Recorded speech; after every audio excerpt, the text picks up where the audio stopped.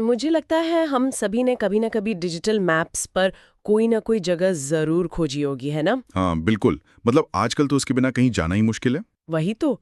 और जब हम सर्च करते हैं तो वो जो एक लाल रंग का पिन बनकर आता है, हम अक्सर उस जगह को बस उसी पिन तक सीमित मान लेते हैं। एक भौगोलिक निर्देशांक की तरह अक्षांश और देशांतर। एकदम सही। लेकिन आज की इस गहन चर्चा में हम इस लाल पिन से बहुत आगे जाने वाले हैं। बिल्कुल, क्योंकि आज हम उत्तराखंड के पहाड़ी गांव के नामों के पीछे जो पूरा का पूरा एक विज्ञान है उसे डिकोड करेंगे। हाँ, हमारे पास नरेंद्र कठैत जी का एक बहुत ही शानदार और शोधपरक लेख है, एक तस्वीर पहाड़ी गांवों की ऐसी भी। और ये लेख सच में इस विषय पर एक बहुत गहरी अंतर्दृष्टि देता है। सही कहा। तो आज का हमारा मिशन यही है कि हम इन हिमालयी गांवों के नामों का भूगोल, उनकी सांस्कृतिक उत्पत्ति और उस लुप्त होते इतिहास को समझें। और ये समझना बहुत जरूरी भी है, क्योंकि आधुनिकता की इस होड़ में ये सब कहीं खोता जा रहा है। बिल्कुल। मतलब अगर हम उन गहरी घाटियों की बात करें तो वहां एक गांव का नाम, सिर्फ डाक पहुंचाने का कोई पता नहीं है। हाँ, वो तो एक जीता जागता ऐतिहासिक दस्तावेज है। तो अगर हम इसके साहित्यिक संदर्भ से शुरुआत करें तो कुमाऊं और गढ़वाल का साहित्य इसके बारे में क्या कहता है? देखिए, अगर हम वहाँ के समृद्ध साहित्य को खंगालें तो ये बात एकदम साफ हो जाती है। वहाँ के साहित्यकारों ने इन गांवों के नामों को सिर्फ एक मूक पृष्ठभूमि की तरह इस्तेमाल नहीं किया है। अच्छा, मतलब सिर्फ एक लोकेशन की तरह नहीं। बिल्कुल नहीं। जैसे कुमाऊं के जो दिग्गज रचनाकार हैं शैलेश मटियानी जी, उनका साहित्य अगर आप पढ़ें तो टनकपुर से लेके चिल्थी, चंपावत, लोहाघाट और पिथौरागढ़ तक के नाम सिर्फ जगह नहीं है। तो फिर वो क्या है? वो उन कहानियों के जीवंत पात्रों की तरह सामने आते हैं। मतलब एक नाम अपने भीतर पूरे समाज का अक्स समेटे हुए होता है। अरे वाह! और क्या गढ़वाल के साहित्य में भी ऐसा ही देखने को मिलता है? एकदम। गढ़वाल के रचनाकार जैसे मोहन थपलियाल, विद्यासागर नोटियाल या सुदामा प्रसाद प्रेमी जी की रचनाओं को ही ले लीजिए। उनमें घुंटी घनसाली, पोखाड़, डांग चौरा, दिल चौरी से लेकर दुधातोली तक के स्थानों का जो जिक्र है, वो असल में वहां की कला, शिल्प और मानवीय संघर्ष का पूरा ताना बाना बुनता है। ये नजरिया तो उन नामों को देखने का पूरा चश्मा ही बदल देता है ना? मतलब जब कोई लेखक किसी पात्र को डांग चौराहा का निवासी बताता है तो वो बिना कोई लंबा विवरण दिए ही बहुत कुछ कह देता है। बिल्कुल, वो उस पात्र के संघर्ष, उसकी सामाजिक स्थिति और उसके आसपास के भूगोल को केवल एक शब्द में बयां कर देता है। ये तो सच में अद्भुत है। अच्छा, लेख में नामों की उत्पत्ति, मतलब जो एटिमोलॉजी है, उसको लेकर भी बहुत दिलचस्प बातें कही गई हैं। हाँ, शब्दों के घिसने और एक नया आकार लेने की जो प्रक्रिया है, वो भाषा के विकास का सीधा प्रसारण देखने जैसी है। बिल्कुल। और इसे समझने के लिए हमें वहां के दैनिक जीवन की जद्दोजहद को देखना होगा, है ना? एकदम सही। देखिए, ये नाम किसी वातानुकूलित कमरे में बैठकर नहीं गढ़े गए हैं। ये इंसानी पसीने और पहाड़ की मिट्टी से उपजे हैं। लेख में इसका एक बहुत ही सटीक उदाहरण भी दिया गया है, बैनजोड़ी। हाँ, बैनजोड़ी। अब पहाड़ी जीवन में एक माँ का अपने परिवार के लिए संसाधन जुटाना, जंगल से लकड़ी लाना या मवेशियों के लिए चारा इकट्ठा करना, ये कोई सामान्य काम तो है नहीं। बिल्कुल नहीं। ये तो जीवन को बचाए रखने की एक बुनियादी शर्त है। और इसी कठोर श्रम को स्थानीय बोली में बेनजोड़ी कहा गया। मतलब माँ द्वारा जीवन के लिए आधारभूत वस्तुओं का संग्रह करना। अच्छा, और यही शब्द फिर समय के साथ बदल गया? हाँ, यही शब्द पीढ़ियों तक लोगों की जुबान पर घिसते घिसते बैंजवाड़ी बन गया, जो कि आज एक गांव का नाम है। अरे वाह! मतलब बैनजोड़ी से बेंजवाड़ी। बिल्कुल।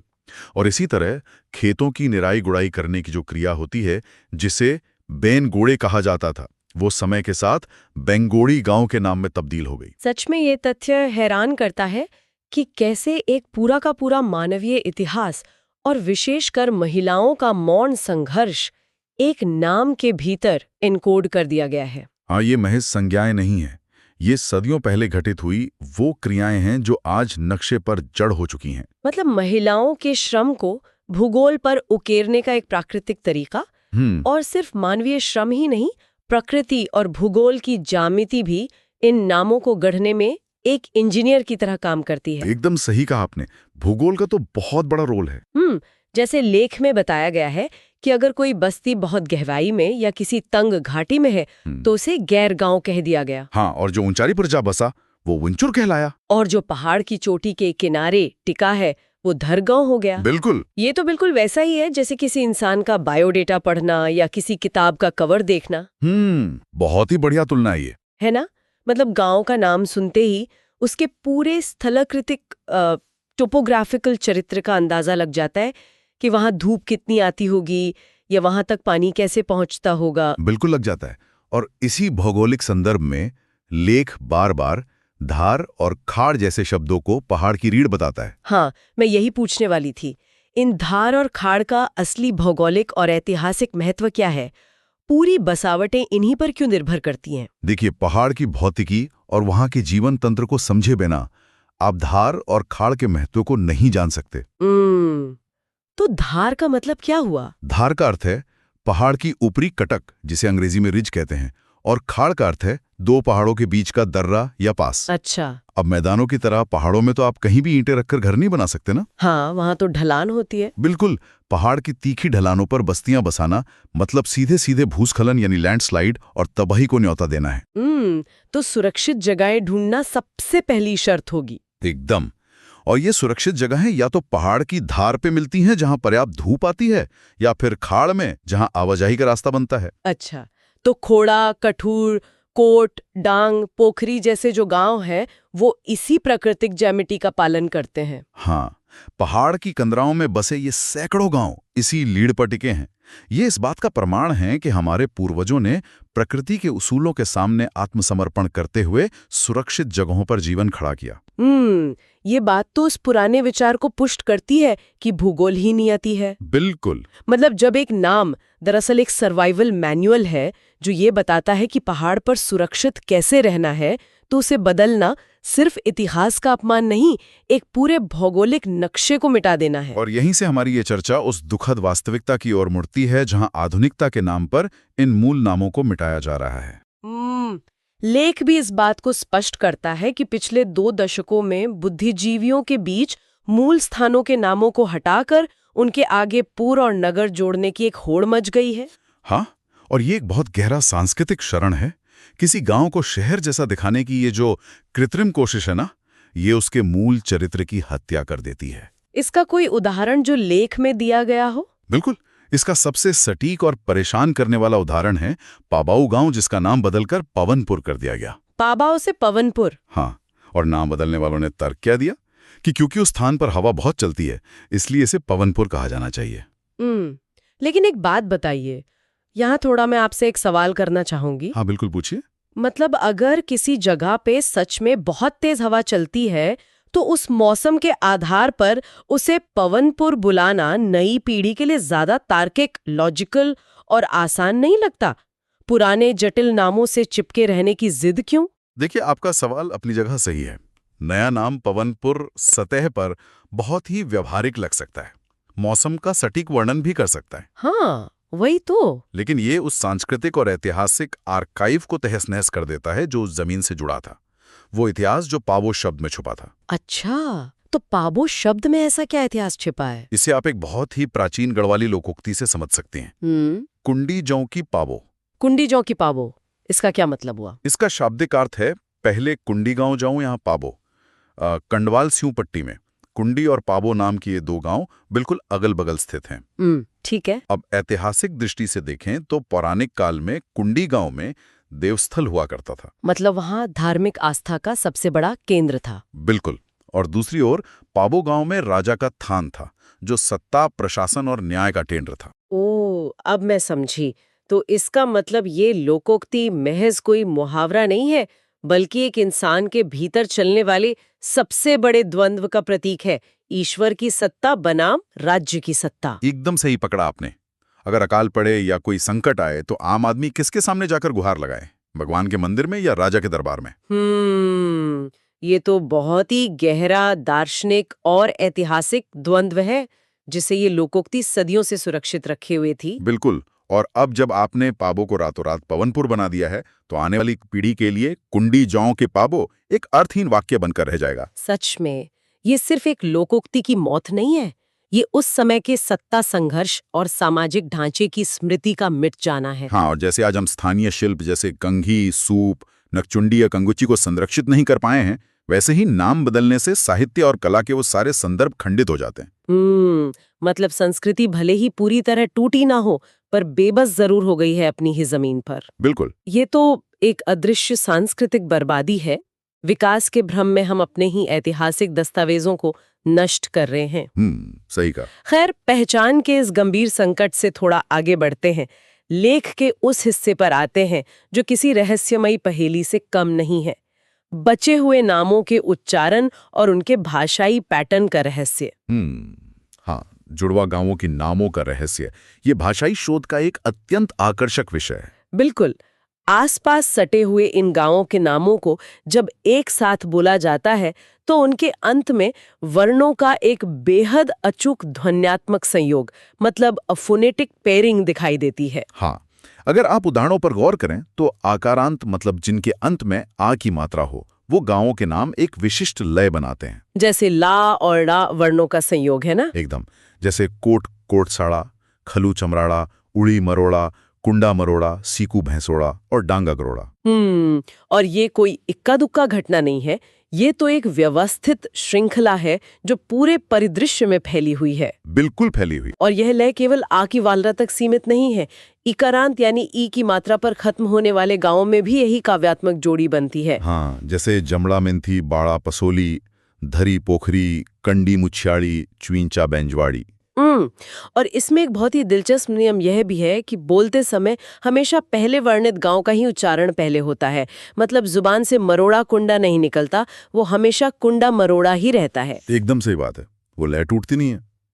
तो सवाल ये उठता है कि क्या हमारे पूर्वज जो इन गांवों की नींव रख रहे थे, वे असल में भाषा विज्ञानी थे? ये एक बड़ा सवाल है। या फिर ये इंसान के दिमाग की स्वाभाविक फितरत है जो तुकबंदी खोजता है, जैसे राम सीता या गंगा यमुना आम बोलचाल में खुद ही ढल गए होंगे? देखिए, विशेषज्ञ और शोधकर्ता इस पर गहराई से विचार करते हैं।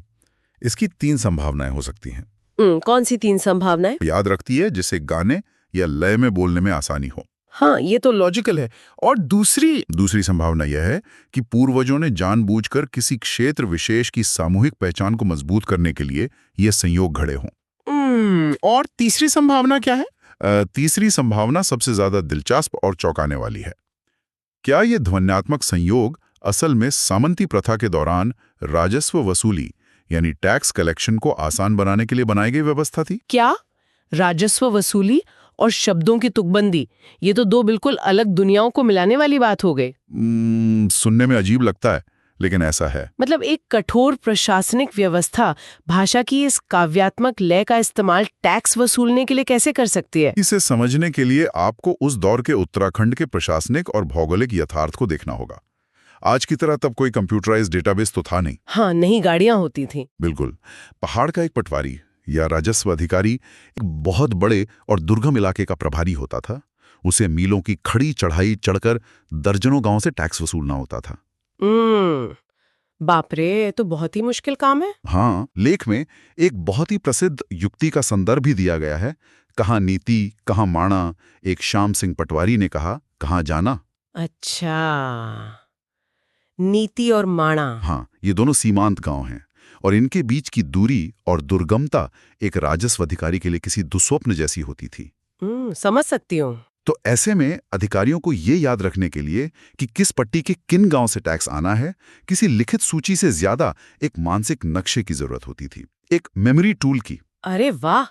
तो इसका मतलब ये है कि गांव के नामों को तुकबंदी में पिरोकर, जैसे कुंडा के बाद मरोड़ा या कोट के बाद कोटसाड़ा, एक प्रशासनिक श्रृंखला बना दी गई जिसे याद रखना आसान हो। एकदम सही। ये तो सचमुच किसी प्राचीन एक्सेल स्प्रेडशीट के फॉर्मूले की तरह काम करता है, जहां डेटा को कागज के बजाय लोगों की जुबान और उच्चारण की लय में सेव कर दिया गया था। बिल्कुल। ये एक्सेल स्प्रेडशीट वाली तुलना बहुत ही सटीक है।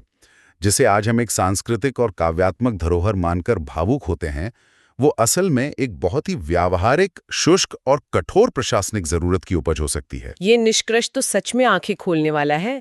ये बताता है कि इतिहास कभी सीधा या एक तरफा नहीं होता। बिल्कुल नहीं होता। ये नाम सिर्फ हवा में तैरते हुए शब्द थोड़ी हैं। इनके पीछे उस समय का विज्ञान, वहां की राजनीति, भूगोल और इंसानी अस्तित्व की जरूरतें खड़ी हैं। हाँ, पहाड़ के ये गांव और उनके नाम उन लोगों के संघर्ष और प्रकृति के साथ उनके टकराव के जीते जागते स्मारक हैं। इसीलिए आज के समय की सबसे बड़ी आवश्यकता ये है कि ये नामों में छिपे रहस्यों और उनके ऐतिहासिक महत्व पर और गहराई से शोध हो। बिल्कुल, आधुनिकता की अंधी दौड़ में इन्हें पिछड़ेपन का प्रतीक मानकर मिटाना दरअसल अपने ही इतिहास के पन्नों को फाड़ना है। एकदम सही कहा आपने। तो आज की इस पूरी गहन चर्चा का सार यही है कि नाम महज कोई लेबल नहीं होते, वो हमारे अतीत का वह ताला है जिसके भीतर हमारी सभ्यता के कई राज बंद हैं। और उन राजों को सहेजना हमारी जिम्मेदारी है। बिल्कुल। अब इस चर्चा को यहीं विराम देते हैं, लेकिन जाने से पहले एक विचारणीय प्रश्न छोड़कर जा रहे हैं। ये एक ऐसा विचार है जो सिर्फ पहाड़ों तक सीमित नहीं है। जरा सोचिए, जिस शहर, जिस मोहल्ले या जिस गली में आज निवास है, उसका असल नाम क्या था? हाँ, और वो नाम किस मिट्टी, किस पुरानी कहानी या किस इंसान के संघर्ष से पैदा हुआ था? बिल्कुल।